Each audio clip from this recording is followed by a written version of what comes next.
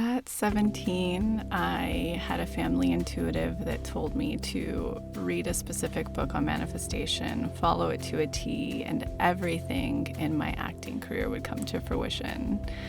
And nothing happened.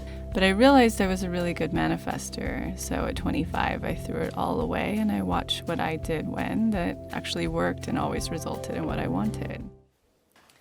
So you've been doing the work, you are feeling really good and in your power, but all of a sudden you're starting to receive blasts from the past. These are called tests when you're manifesting. And it's very, very common. Say you're calling in a new partner, but all of a sudden you have your ex that cruises back in and he's like, I miss you. I think you're so great. All the things you want to hear, except for the one thing you want to hear, which is, I want to commit and I really want to commit with you. What do? You pass them. These are called tests for a reason because the universe is looking to make sure that you won't settle for what you did in the past, which was low self-worth, right? You were in a relationship where you really desired something. He couldn't give it to you or she couldn't give it to you. And all of a sudden now you're really trying to own that you want something greater, that full commitment. You're going to have blasts from the past come. So here's the deal when you're passing tests. I don't care what you say. To them, it's more important the energetic behind it, which is an energetic that you're communicating to the universe. I won't settle for this again.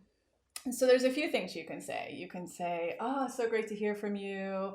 Hope you're super well, and then just like drop it off at that, right? That's like the less conscious communication way you can go about it while still being nice, but not giving in or any innuendos to what they want. It's just kind of putting them off to the side, but being pleasant.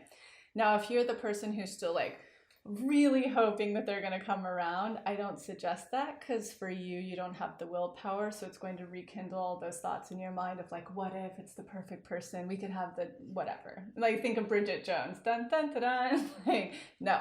So that's one way you can go about it is just being very lackadaisical and kind. Second way you can go about it is a really hard no. I think you're really wonderful. I'm looking for something really stable in my life that's mature, committed. I don't think you can fill that space, so I kind of have to close this down since I still have feelings for you, so I can allow the person to come through that I want. That's the more conscious communication way you can go about it. Nothing to do with you, respect where you're at in your life. I just want something more and you can't give it to me. So please step out of the way so I can get what I want to come through. That's two. Third, if you're just going to actionable, don't respond.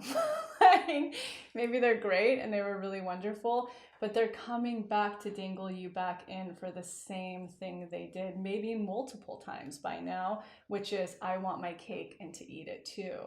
What you're starting to communicate is, no, I'm only willing to accept my cake and I deserve to have one that I can eat too.